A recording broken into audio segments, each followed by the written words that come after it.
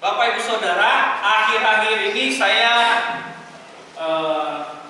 senang atau sela-sela kesenggangan saya sering scroll TikTok, buka TikTok. Bapak Ibu tahu ya TikTok apa ya? Atau ada yang nggak tahu di sini TikTok? Oma-oma tahu TikTok? Jadi TikTok itu semacam platform atau aplikasi di HP. Nah, dia tuh ada video-video pendek begitu. Nah, video pendek ini bisa berupa informasi, bisa berupa hiburan. Nah, di TikTok sendiri itu, jadi kalau di TikTok saya nih informasinya sama di TikTok Bapak Ibu Saudara, kalau Bapak Ibu main begitu, itu beda tuh dalamnya tuh. Video-videonya akan beda. Kalau YouTube ya, kita search yang sama biasanya akan ini. Tapi kalau di TikTok ada namanya FYP. Jadi yang muncul pertama kali di saya itu akan beda dengan apa yang kalau Bapak Ibu main muncul di HP Bapak Ibu. Tergantung seberapa sering atau konten apa atau video-video apa tentang apa kita mencari atau kita tonton di video TikTok tersebut. Nah, Bapak Ibu bisa tebak nggak? Kira-kira di FYP saya tadi atau di TikTok saya tadi ada banyakan video-videonya tentang apa? Ada yang bisa tebak? Bukan ini ya, bukan cewek-cewek joget ya. Karena TikTok itu terkenal awalnya cewek-cewek joget, cewek-cewek seksi joget. Bukan. Jadi di TikTok saya itu banyak soal teologi. Juga ada khotbah pendeta yang dimasuki dari GKI itu muncul begitu ya. Ada dari GKI Manyar, juga ada beberapa KPR GKI Emmaus bikin TikTok dan muncul di saya. Ada juga rekan-rekan pendeta di GKI begitu yang masih muda, mereka juga bikin konten-konten TikTok. Ada teman-teman saya yang bikin juga.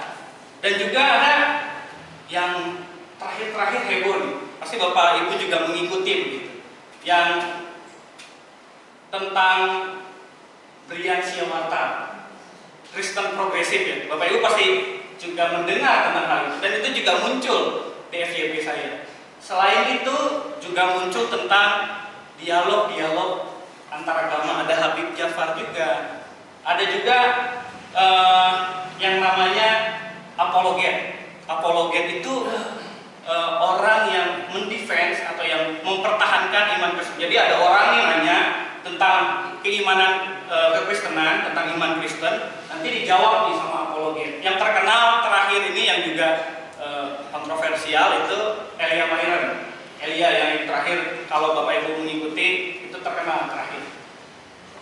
Nah, di antara itu kan sering ada tuh perdebatan biasanya antar agama begitu. Saya sering ngikutin, seru aja. Tapi hal yang paling banyak itu yang ditanyain di kolom komentar maupun di ini, pertanyaannya begini kira-kira.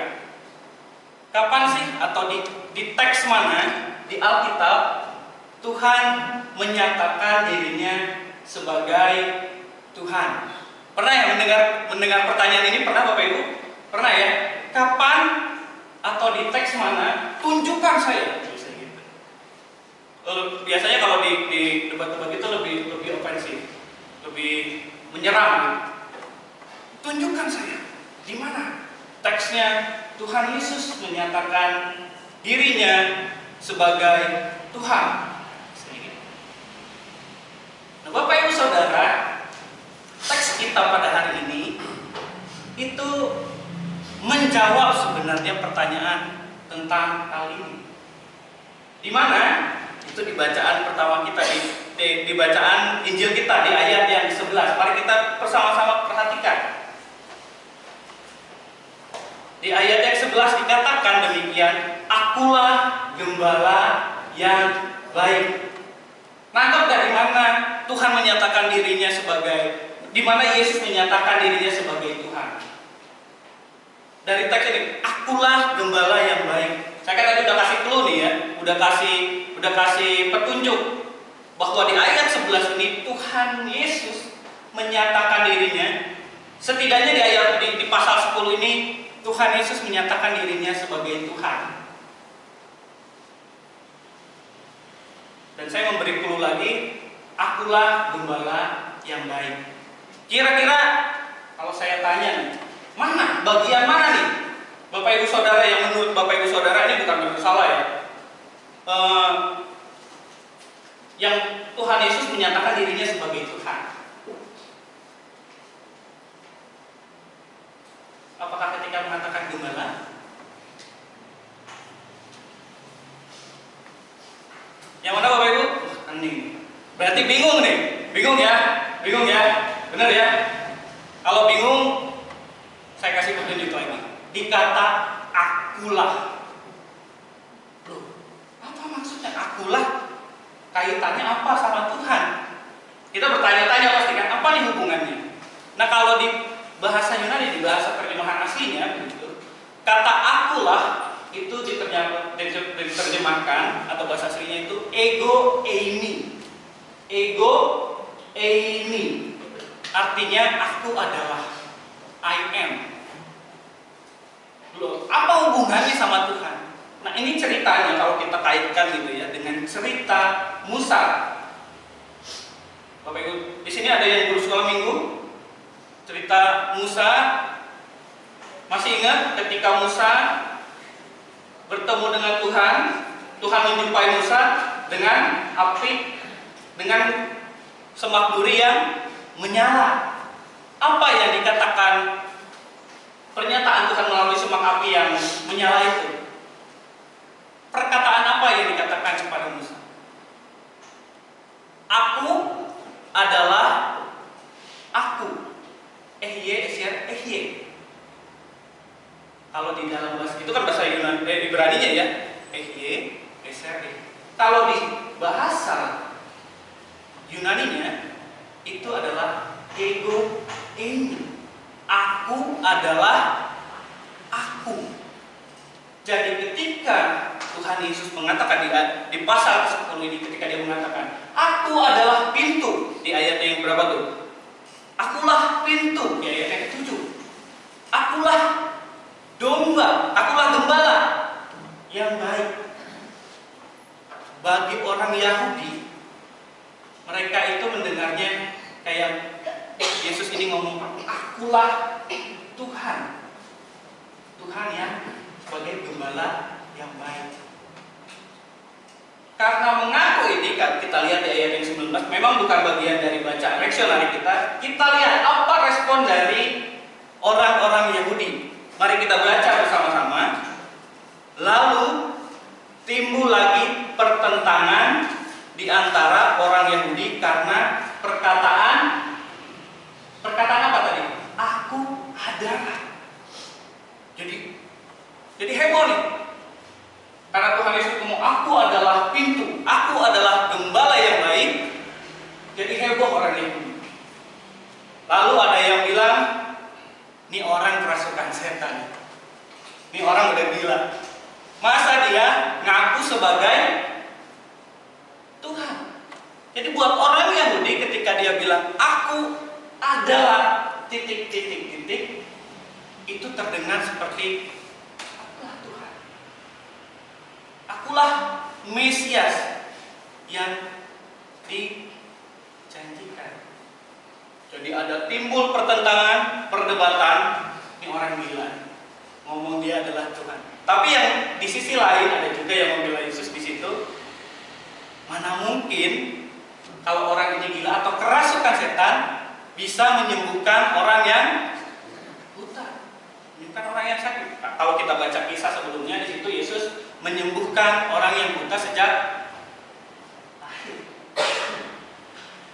Jadi di dalam bacaan kita di sini dinyatakan bahwa Tuhan menyatakan dirinya sebagai, Yesus menyatakan dirinya sebagai Tuhan, sebagai Mesias. Yesus memperkenalkan dirinya sendiri kepada orang-orang Yahudi. Jadi kalau nanti ada pertanyaan dari mungkin orang-orang, kita bisa jawab ya sekarang ya.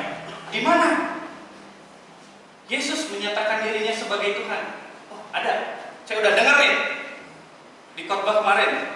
Ada di Yohanes pasal 10. Di situ Yesus mengaku dirinya sebagai Allah, sebagai Tuhan. Dan dia memperkenalkan dirinya sebagai Tuhan yang adalah gembala yang baik.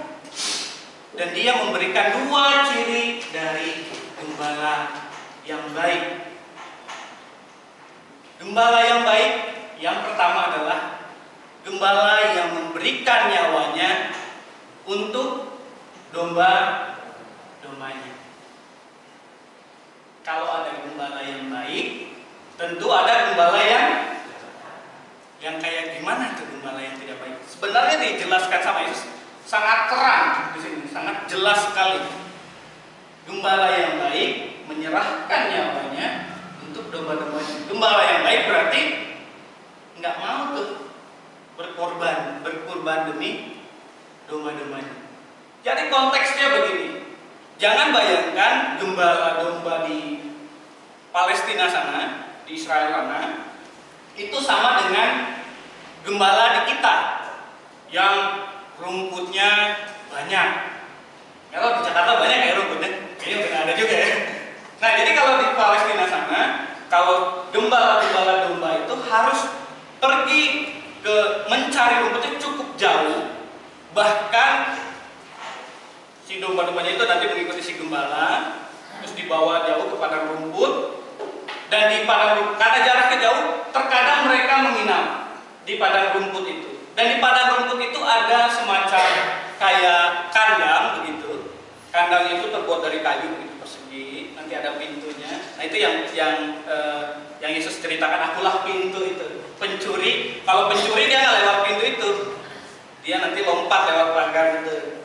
Nah, nanti di padang rumput itu ada semacam kandang itu. Nggak ada atapnya, cuman kayak kayu gitu, palang gitu. Bentuknya ya mungkin persegi kali ya. Gitu. Dan domba-domba biasanya kalau malam di situ. Jadi kalau ada pencuri ini kegep sama gembala, apa yang harus dilakukan oleh gembala? Diemin atau melawan si pencuri itu? Lawan ya, supaya bisa melindungi domba-domba ini. Dan karena dia pemilik dari domba-domba ini. Dan gembala yang tidak baik adalah diibaratkan seperti orang upahan. Orang upahan ini karena dia bukan pemilik dari domba-domba ini, dia nggak merasa memiliki domba-domba ini. Jadi kalau ada pencuri, jadi kalau kita yang punya toko nih, kalau misalnya kita ngupah seseorang gitu untuk jaga toko kita, sama kita yang jaga toko kita, ketika kita lihat ada yang mencuri, siapa yang lebih melindungi? Biasanya kalau yang upahan, ya udahlah ya. Jadi kalau kita nge-gap gitu, kalau dia pencurinya bawa parang atau apa, walaupun kita kadang juga nggak berani, tapi kalau itu milik kita mencintai apa yang menjadi milik kita biasanya lebih mempertahankan. Benar ya Bapak Ibu Saudara ya, sepakat ya? Jadi begitu bedanya antara gembala yang baik adalah gembala yang memberikan nyawanya, dan di sisi lain gitu ya, di sisi lain kan di wilayah Palestina di abad pertama itu bukan kayak kita ya. Di sana itu banyak juga hewan buas. Hewan buas ada harimau, ada serigala gitu ya. Yang juga mau memangsa si domba-domba ini. Jadi ketika domba ini mau dimangsa oleh serigala atau singa begitu, singa gurun, si gembala ini harus juga mempertaruhkan nyawanya bertarung dengan serigala dan juga singa itu. Kita kan juga pernah mendengar Daud di masa mudanya ketika dia masih menjadi gembala, dia kan juga melindungi domba-dombanya dan dia berkelahi katanya. Dia bisa berkelahi melawan beruang dan juga singa yang biasanya memangsa domba-domba. Kalau kita nggak punya kemampuan, kan atau kita kemampuannya kurang, atau kita ketika bertarung dengan hewan buas atau perampok tersebut, tentu ada kemungkinan meresikokan nyawa kita, nyawa si gembala itu. Nah, kalau orang upahan ketemu hewan buas, karena tujuan dia kan, ya nggak salah sih, dia mau bekerja untuk mencukupi kebutuhannya. Jadi fokusnya si orang upahan ini adalah upahnya itu sendiri. Jadi dia tidak ada relasi, tidak ada hubungan dengan domba-domba ini, kan itu bukan milik dia. Jadi ketika dia bertemu hewan buas atau perampok, tentu orang upahan ini nggak mau meresikukan nyawanya untuk mempertahankan domba-dombanya. Itu ciri yang pertama. Ciri yang pertama gembala yang baik adalah gembala yang mau mengorbankan nyawanya untuk domba-dombanya. Lalu ciri yang kedua, Tuhan Yesus mengatakan gembala yang baik adalah gembala yang mengenal domba-dombanya. Seperti yang sebelumnya, seperti yang tadi saya bilang, bahwa karena ada relasi yang baik, karena ada kepemilikan, saya memiliki dan mungkin juga mengasihi domba ini, karena domba ini menghidupi saya sebagai sang pemilik, tentu saya akan rela sebagai gembala. Saya ini gembala maksudnya. Gembala akan rela mengorbankan nyawanya, dan juga gembala ini mengenal juga masing-masing dari dombanya. Saya pernah waktu itu kalau Bapak Ibu searching di YouTube, saya pernah dengan pendeta Martin gitu, pendeta Martin dari GKI Bondowoso. Itu waktu itu saya masih mahasiswa masih stase itu magang mahasiswa teologi di GKI Bondowoso. Juga mengkhotbahkan tema yang sama begitu, tentang gembala yang baik. Dan kami menyewa sebuah lahan domba gitu. Kami waktu itu masih pandemi kan, tahun 2021 pandemi.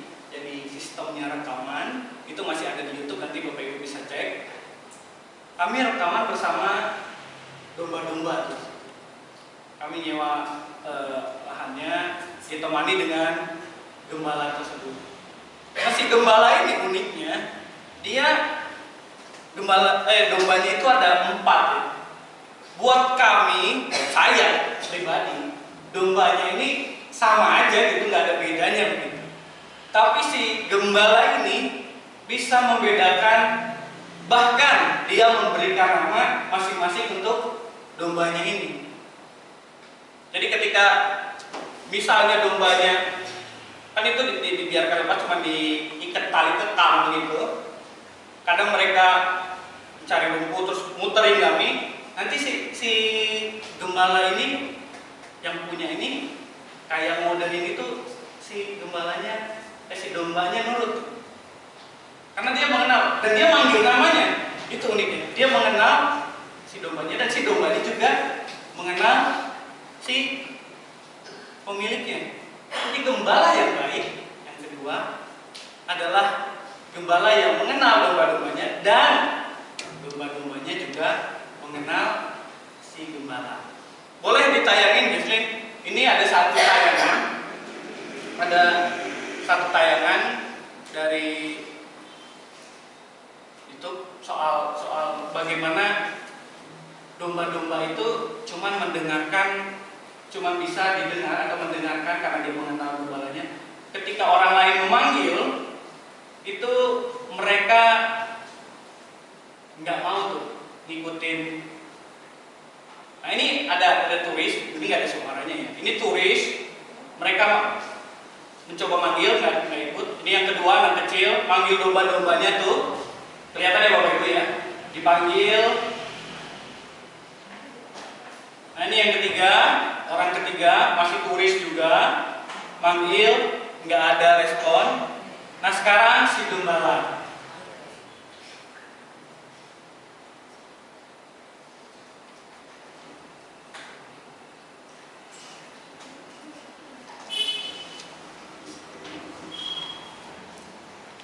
Tuh, lihat ya, ada respon dari si domba ya. Si dombanya datang menghampiri si domba. Nah ini paling sering dijadikan ilustrasi kalau misalnya ada tema-tema khotbah tentang gembala yang baik atau teks-teks seperti Mazmur 23. Nah itu kan ciri dari gembala yang baik.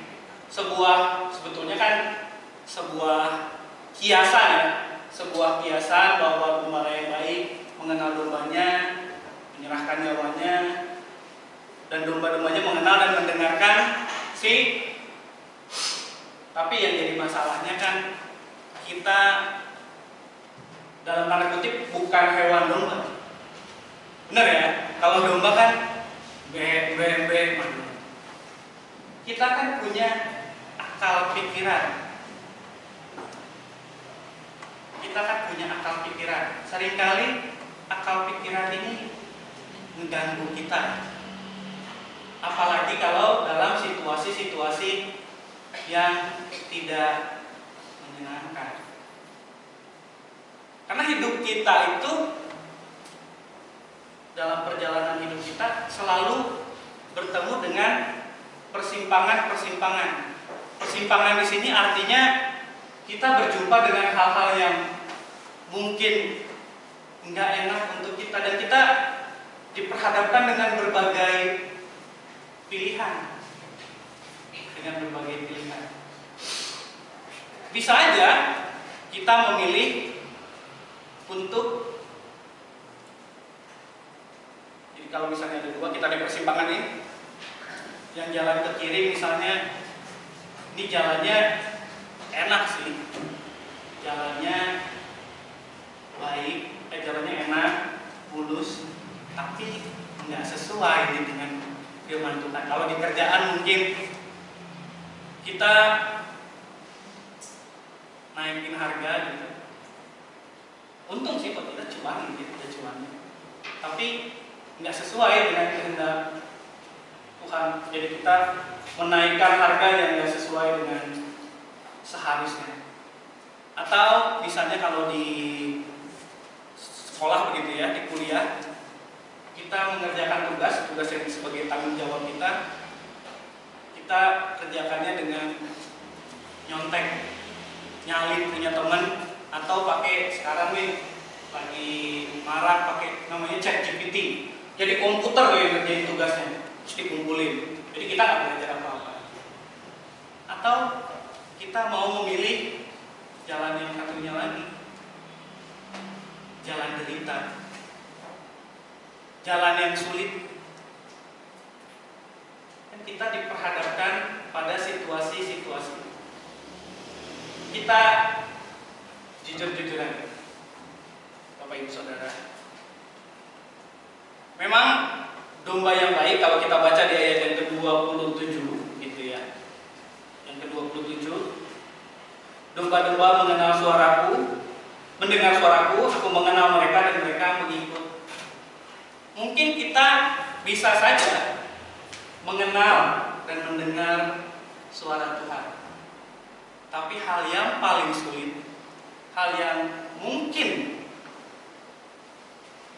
yang menjadi kendala kita, karena kita tadi punya pikiran itu adalah tentang mengikut. Artinya kalau mengenal itu kan soal kognitif atau soal bagaimana kita mengetahui Tuhan itu seperti apa, seperti bagaimana permasalahan apa. Kita mengenal dari membaca suci, kita sering membaca. Bahkan kalau saya dan rekan-rekan yang di mimbar ngomong tentang Tuhan, kita juga mungkin pernah mendengar suara Tuhan, tetapi karena kita adalah manusia yang rapuh, seringkali kita gagal dalam mengikut dia, dalam aksinya, dalam menyaksikan dengan tindakan yang nyata tentang Tuhan. Kan hal ini yang dikatakan oleh bacaan kita di bacaan kedua di 1 Yohanes. Mari kita bersama-sama buka di 1 Yohanes 16. Ini juga yang menjadi bacaan kita waktu persekutuan komisi dewasa kemarin,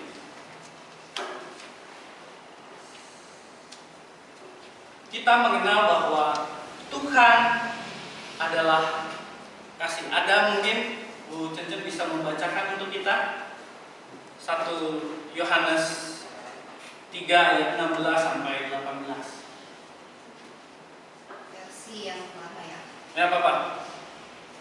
Demikianlah kita ketahui kasih Kristus, yaitu bahwa Ia telah menyerahkan nyawanya untuk kita. Jadi kita pun wajib menyerahkan nyawa kita untuk saudara-saudara kita.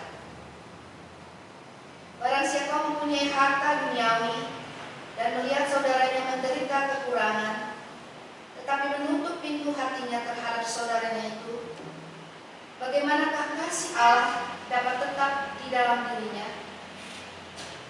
Anak-anakku, marilah kita mengasihi, bukan dengan perkataan atau dengan lidah, tetapi dengan perbuatan dan dalam kebenaran. Jadi inilah yang mungkin sulit kita lakukan. Mungkin kita pernah mendengar tentang Tuhan. Allah itu adalah kasih. Allah yang baik, Allah adalah kasih, Allah pelindung. Tapi ketika kita mau mempraktikannya, kita sudah diteladankan oleh Tuhan Yesus Kristus yang memberikan nyawanya di kayu salib. Seringkali kita kalau melihat teman kita yang lagi, atau saudara-saudara kita, atau mungkin tetangga kita yang lagi kesusahan, seringkali pikiran kita ini mengacaukan kita. Seringkali kan kayaknya aku juga masih, kalau misalnya dia kekurangan uang, kayaknya aku masih perlu juga nih. Jangan nanti pasti ada yang bantuin juga. Atau ada yang kelaparan, pikiran kita mengganggu kita. 1 Yohanes mengajak kita sebagai domba dari gembala yang baik, kita harus tidak hanya mengenal dan mendengar suara Tuhan, tetapi juga mengikuti teladan dari Sang Gembala yang baik. Sehingga ketika kita melakukannya, bahkan di dalam keadaan yang tidak baik-baik saja, keadaan kita yang dalam kekurangan, mungkin keadaan kita yang sekarang lagi nggak baik-baik saja, dan kita melakukan teladan yang dilakukan oleh Sang Gembala yang baik, yaitu mengorbankan nyawanya, kita juga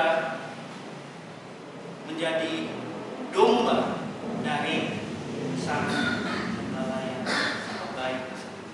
Sehingga kita bisa, kalau kita melakukan hal itu semua, kita bisa menghayati apa yang dikatakan pemazmur di dalam Mazmur 23. Meskipun dalam lembah kekelaman, meskipun diambang kematian, meskipun aku susah, kan ada lagi, meskipun aku susah menderita dalam dunia, saya mau mengikut Yesus. Mengikut artinya meneladani Yesus. Berkurban dengan tindakan yang nyata, bukan omong-omong. Kalau kata Pak Prabowo, ini bukan saya membela atau pendukung Pak Prabowo, cuman kata itu melekat aja. Bukan hanya omong kosong belaka, bukan omdo, bukan omong doang, tetapi diwujud nyatakan di dalam tingkah laku kita, baik di kerjaan, di keluarga, di rumah, ke tetangga kita, dan juga dalam pelayanan. Kiranya Tuhan memampukan kita untuk menjadi domba dari Gembala yang baik. Saat ini